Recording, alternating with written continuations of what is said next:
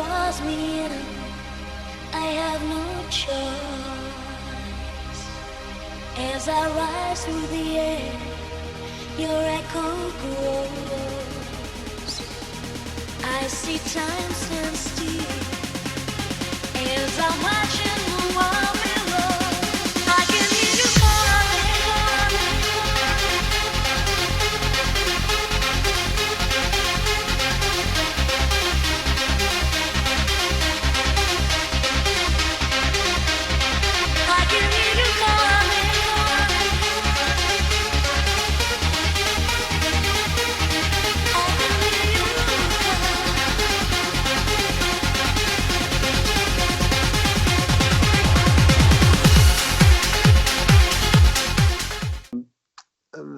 thought forms. Imagine, like in the Astral, is it everybody's, or is it just the particular, like the individuals? They're doing what now? Did you say thought forms? Yeah, I said thought forms. Yeah, sorry, I might be speaking a bit fast. Yeah, I was like in your books, and they're describing like parts of the astral worlds and the thought forms that are like horrendous monsters and stuff. Are they from everybody's subconscious, or just like the individuals who's there Well, at the time? yeah, well, the subconscious, all the bodies are connected, and the subconscious area, it's kind of like the attic in your house or your garage. The house is like the personal self, and then you have the attic, which is above you, which is like the etheric realm, which is still right there. And we store things in the attic, don't we? To where years later, all of a sudden you go up there and you got all this stuff up there. And the same thing in the garage. Some people have big garages and they can't even get into them because they've stuffed so much stuff in there they can't even find anything. And the same way, it's even more so. It's astronomically huge what's going in the other bodies and the storehouses and the files, just like your computer in cyberspace and what have you. So, and again, the individual has some kind of connection to these things. And people are creating thought forms all the time, good, bad, or indifferent. But on the most part, see, this is where, again, the world is how it is, because the agreement is mainly unconscious. It's subliminal, and they're not consciously seeing the thought forms. And especially when an idea is created, that how they agree to it and how they follow through with it may sound good, or might be some thrill. Usually, most people just taste thrills and ideas and usually get themselves into trouble, etc. So, but yeah, creation is just full of this stuff now, especially the subliminals and the control.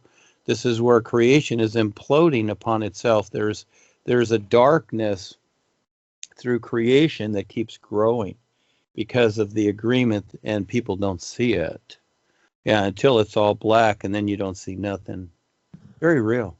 Yeah, so basically we're the only ones here with the real guides that have the real light, and it's a narrow way to get through, etc. So just like Claudia's experience that she shared many times, where she went through the spiritual paths, and then she was shown the new presentation, and she was in this vast darkness, and there was this little tiny light there, and she flew towards it as fast as she could, and it was like a building. She came through the doors, and I was standing there, and she made it. And again, we're just a little speck here in creation, because everything else is basically dark. Yeah, It is the light. The new presentation is a light. Certainly is for me anyway. One more question, please. You know how you say it's a choice, we all come back. Is it always a choice, or are we forced? Are we ever forced to come back? I mean, it's kind of like, you've run out of options, so you're coming back. Well, is that basically what it is? And you don't know about the is, so, Well, you're going to make a choice wherever you're going, just like you do every day. You make a choice. Look at what you do every day. See, this is so simple. This is where you face yourself.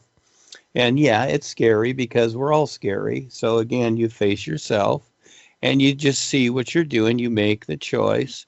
And, just like a person that, let's say, robs a bank or something, or hurts somebody or whatever, the police come, they take them away. Well, he's forced to go into a particular situation, right? He's carried there and forced. In the same way is that if certain people have done certain things here, then when they go to the other side, they're grabbed and they're forced into a particular situation. That's the old purgatory hell type idea. And another good movie that depicts that very well is with Demi Moore called Ghost and Patrick Swayze. Yeah. Where them baddies come and get him, drag him Yeah, off. yeah, yeah. Well, Yeah.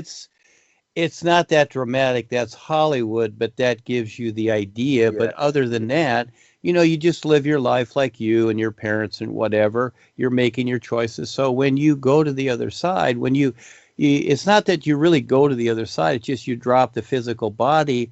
Now your attention is just automatically in the next position that you're familiar with, because especially the astral body and the astral world, because that's your emotions.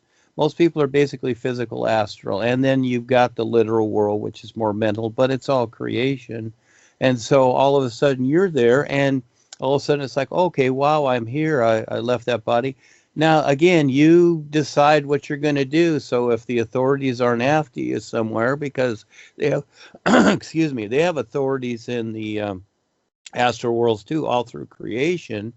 And, they're just as despicable there as they are here. So, you've got the good, bad, and the ugly there too. And so, but for the most part, no, most people just go over. They go somewhere. Some people go to wonderful, beautiful places, etc. Some don't. Some don't. Most people don't know where they're at. They don't even realize that they all of a sudden they show up. So this is where it's good to practice being now, you see. And so you not only with yourself, your awareness, but you also pay attention to the surrounding environment, you see. But most people don't. They're just walking down the street with their cell phones. They're doing this, doing that, whatever. They're not paying attention. They're all over the place. So all of a sudden they're walking down the street, a car hits them, they're gone. They don't even know what happened, you see. And all of a sudden they're in the astral worlds. They don't know where they're at. And so at some point, they'll just kind of fade back into another body or something like that. They'll be helped along. It's kind of like a person as they get older and they need help and etc. And it's kind of like that over there. There's people that will assist, etc. But it may take a while, or you may not even be conscious of where you're at. You may just unconsciously consider that you're still, in where you were in the physical sense, but it's like, gee, where is everybody? It's going to be different for everybody, you see? Yeah. All right. Thanks for that, Duane. Yeah. As we have learned, free will is something exercised in creation and results in cause and effect. In the real universes, there is no free will, as everything is, and nothing can be added to it. The process of becoming aware, recognising one's real intent and perceiving the is, and earning one's way, will grant one access to the real universes, and one becomes a free being of light, with real freedom. So, before one has earned access to the real universes, any self-imposed restrictions, ideas, and emotional attachments focus more so on the lower life levels and offsets one's progress. However, once the position is earned in the real universes, can one then move freely throughout creation without becoming stuck on these levels? Because once you breach the 7th level, it's almost like having a pass key. You earned your way and can go there whenever you choose. Or can you still get entangled if you popped into another life level and vehicle and did too much funny stuff? Is it that you can say, pop into a creation life level for the purpose of turning into an eagle, as an example? Then, having done that, you can pop back into the 7th. And if you tried turning into an eagle in the 7th, would you be instantly removed from it until you resumed the state of awareness required to be in the seventh? Like when Heather was about to enter the seventh and she turned back due to emotional attachments with her children, she must have had the awareness and earned her way to access the seventh, but now finds herself in a bunch of physical future lives and back to square one. So if she had accessed the seventh, gleaned her pass key, and wanted to see her children, she could have returned to the physical and done that, then returned to the seventh. So have you a small window to indulge a physical astral urge before it becomes binding and throws you into future lifetimes? Like the eagle example, one quickly pops into the astral, as an example, turns into an eagle, and pops back to the seventh before the desire becomes solidified and your seventh pass key revoked. As a free being of real light, I imagined this meant you could come and go in creation, back and forth, and back to the seventh, without restriction and concerns about getting stuck. But are there then still snares and decisions to be wary of, therefore? And if so, would this not imply restriction? Yeah, that's it. Okay, it's my turn now, huh? Okay, all right. So, well, that took you a few minutes to figure that out, didn't it, Kevin? Did your mom? Yeah. Did your mom help you? No, that was all me. That was all you. That was all Kevin. That sounds like Kevin. Yes, I'd like to see a raise of hands. Did anybody understand that? Wow. Okay. Here's the basic idea. And when you first started off there, the free will idea. Okay. No, you still have free will. Okay. But you don't need it. That's all. It's kind of like, when you come and go, we'll just say in the other worlds with your life here, you have your car here, but as you come and go, you don't need it. You see, you still got it as an example. So now the reality of what we call free will is always with us, but you don't need it. And it's just like Paul described, and it is so. In the real universes, you don't need to move, okay, because it's awareness. You're aware, and it's with the personal self here. It's a little bit hard to imagine. Gee, how does this work? See, again, that's why the real awareness is recognition. It's not the same as creation, because creation is a reflection. And yes, when the real guides are here, they've got to be, but they already know how to position themselves. So when they're in creation and doing something, they only do certain things, you might say, because, but, they have fun with it too, but they take on the responsibility, see, and it's really not that. It's like cause and effect. So if they decide something, if they decide to come into the physical, if they decide to manifest to a person, and let's say give them $5 because they need $5, they're really desperate. Well, they handle that cause and effect action.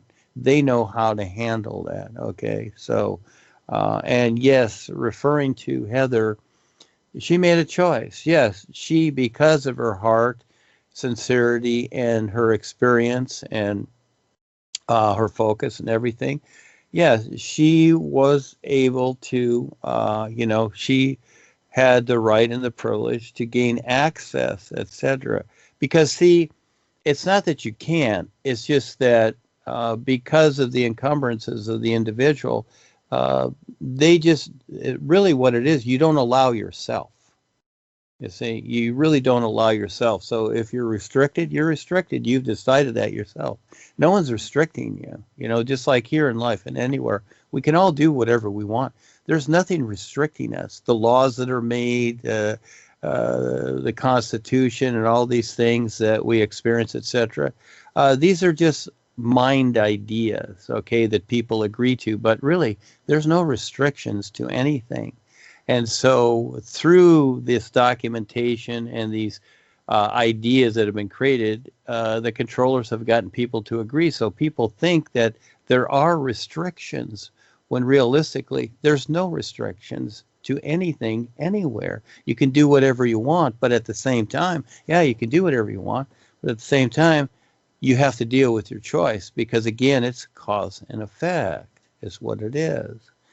And so, yes, you can do all those things that you described in the individual, but the real guides, because of the awareness now you have, they will only do certain things if there's something that they're setting up or if there's a reason, etc. It's just like Paul and I coming into this.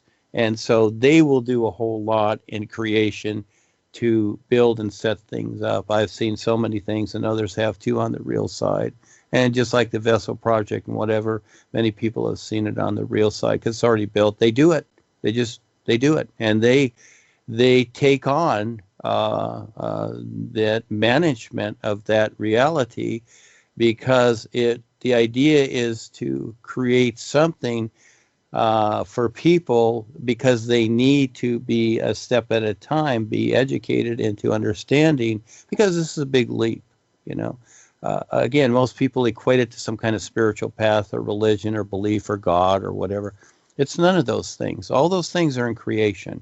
All a person's personal ideas are in creation. The reality life is astronomically 1,000,000 times better than the sun shining. It is so awesomely just real. It's just far too real. And so, again, each individual pursues this in their own way. Me, I've decided and focused a long time ago, and I could see it. And so you might say I built upon that, but it's not building upon anything. It's really learning to see what it really is and not deciding what it is. So yes, people that have gone through, especially, you have these so-called masters and gurus, and most of them, what they do is they astral project, and they're mainly going into the astral worlds, and the astral worlds have thousands of levels or endless places. It's more vast than the physical realm with all the planets and stars and whatever. And so they start labeling these different places as different planes of existence or whatever. But they're really still in the astral world. Just like if you weren't aware of all the places on the earth and you were taken here and there, and you go to Los Angeles, you go to New York, you go to London, you go to Hawaii, you go to Africa, you would think that you're on different worlds, you see? But you're really on the same world.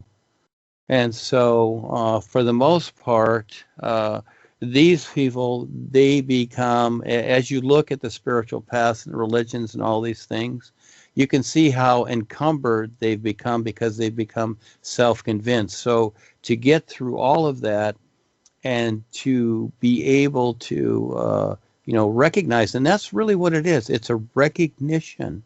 And you decide how you're going to do that. And once you start to get the gist of it, once you start to recognize it, like anything that you do, what we're doing here is practice. And it goes along the lines of the literal self.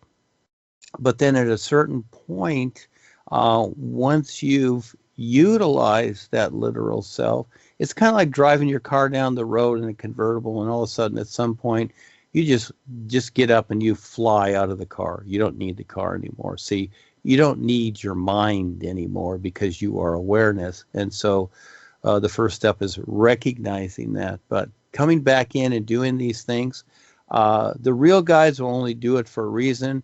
Other masters and gurus that fly around, they can do shape shifting. There's a lot of individuals that can do shape shifting, and again, they're making the choice, etc.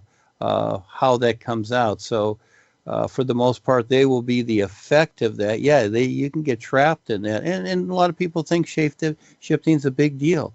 But awareness supersedes everything. You don't have to do any tricks. These are just tricks in creation. If you do them, fine. You can levitate. You can do all kinds of things. But awareness, the isness life is to recognize that that's exceptional. And that is identified on the real side when an individual is able to see it, but most people can't.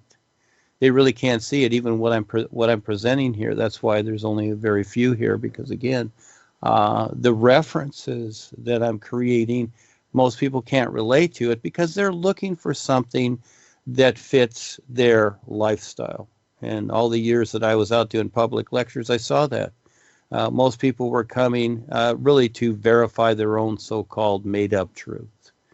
And so this is where I don't use the idea of truth. I really don't, simply because everybody has their own truth, and these ideas are in creation. But the best part is you know about this isness now, and that becomes the focus. And the fun part in taking on the challenge is to figure that out. And how that really is, and to stand real with that, and to recognize that eventually you're going to see how you free yourself. It is you doing it. And yeah, we use the idea of a passkey and whatever, and the guides are there at the different levels, okay? And they see who can pass or not, and they see who has attitudes and possibly wants to do funny stuff. And it's not the idea that they're protecting anything. That's not it. But for the most part, the individual is not going to hurt anybody. That's not the idea. They're more so going to just encumber themselves.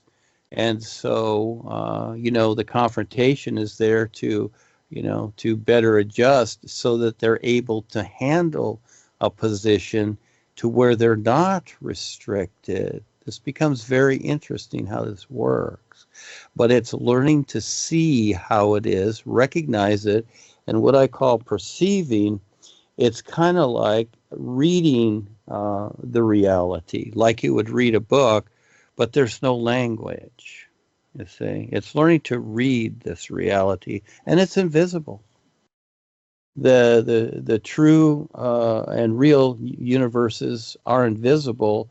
And the invisible part, you might say, there's that visible part that becomes what it does, if it's the light, if it's the sound, etc. But just like anything that's here, it's all created out of nothing, like the monetary system. Where is it from? Well, somebody created it. So, but in the isness, it's not creation, it already is. And you just simply learn to see how it already is. Where in creation, we do create something because we need creation to play with it first, to eventually compare and see how this isness is not. We need that experience. It's amazing how life is. So there's no plan. There's no, like the old saying, God's plan and all this stuff. No, these are control factors, okay? These are just things that you keep people in control that sound good and cozy, but they just stay restricted with these ideas. The bigger adventure is your real awareness and recognizing that more so than you have a soul, or like Paul said, you are a soul, but it really doesn't define it, you see? And so people mainly go along with the ideas like the initiations and the spiritual idea. Oh, I'm spiritual now because I have the third initiation from the master and all this stuff. These are babysitting things is what they are. They're little comfort zones. They don't relate to the real universes. They don't exist, etc. So, yeah, it's very interesting. So, again, as you go through this journey and you decide, and you'll go through it quicker because, I've condensed it all, okay, for everybody. It's really condensed here because of what's taking place and the opportunities right now. But you decide the focus. It's very important. You decide the focus. That becomes your adventure. You are the decider every moment. You got to figure it out, okay? Okay, thank you. That's cleared that up for me.